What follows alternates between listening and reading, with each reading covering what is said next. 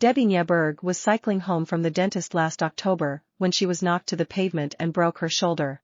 According to her police report, the youngster on an e-bike, overtaking Nyeberg on Amsterdam's narrow cycling lanes, got up and cycled off, a crime in itself. This unfortunately has become a big part of my life because of the need for speed of those on e-bikes, says the 56-year-old freelance translator, who has just started cycling again. The bike situation is definitely unsafe. The Netherlands, once famed for being cycle-friendly, is facing a surprising threat, souped-up electric bikes speeding at up to 42 km per hour, 26 miles per hour. Nyeberg is one of a growing number involved in traffic accidents, to the concern of councillors, MPs, the police, cycling advocates and many of your everyday, cycling Netherlanders. Nyeberg flagged her accident to the Fietsersbond, a cyclists' union that is campaigning to crack down on speedy e-bikes and fat bikes, those with extremely wide tires.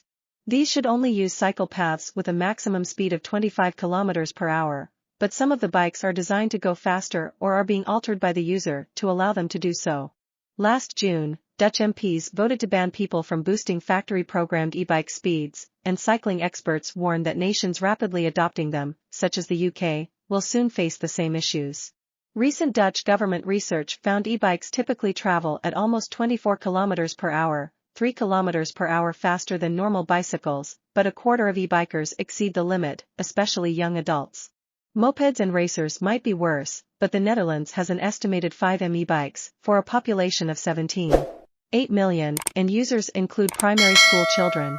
Esther van Garderen, director of the Fietsersbond, is campaigning for quick enforcement of the speed boost ban and prohibiting fast e-bikes in bike lanes. The problem is not normal e-bikes, but ever more souped-up bikes that are basically illegal mopeds, she said.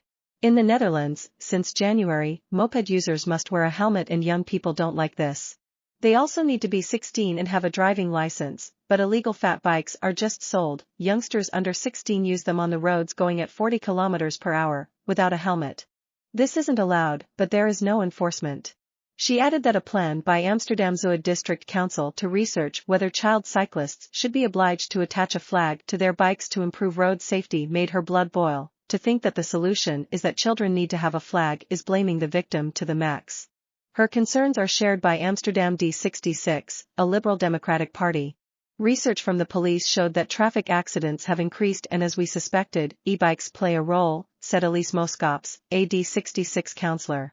On the one hand, they are great for the city, more people can cycle to work and that's fantastic, but we see the speeds are a problem in our infrastructure.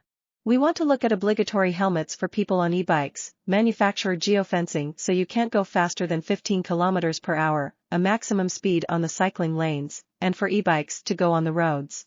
This autumn, Amsterdam will reduce speed limits from 50 to 30 km per hour on 500 roads, and the city is also researching intelligent speed adaptation systems to warn speeding cyclists or even force e-bikes to slow down. Traffic safety and safe biking are areas where I really want to break ground in the coming years, said Melanie van der Horst, deputy mayor for traffic. 2/3 of Amsterdammers tell us they don't feel safe in the traffic. So more than 80% of roads will become a 30 km per hour zone, and we are researching a speed limit on the bike lanes. The growth of electric vehicles means there are huge speed differences on bike lanes, and studies show that this creates risks. Helmets are a bugbear, however.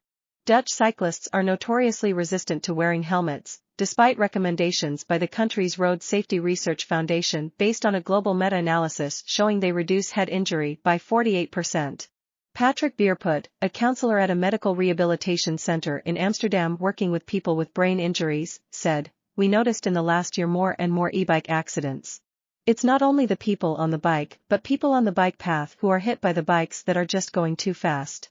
E-bike manufacturers, meanwhile, have started to adapt their software to limit speeds, sometimes to the annoyance of users.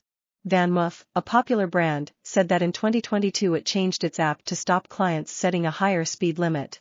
"Of course, our rider and the safety of the rider come first," a spokeswoman told The Observer. "We are aware of developments around speed limits for e-bikes, so Van Moof e-bikes can no longer be set to a higher speed from the Van Moof app. We cannot speak for third-party apps." A spokesperson from Rad Power Bikes said its European fat-tired bikes could not be ridden motorbike style, had rigorous testing and EU certification. The wide tires do not accelerate the speed of the bike but slow it down due to increased friction, the brand pointed out. The International Cycling Advocacy Foundation BYCS believes that slightly slower cities might be better ones.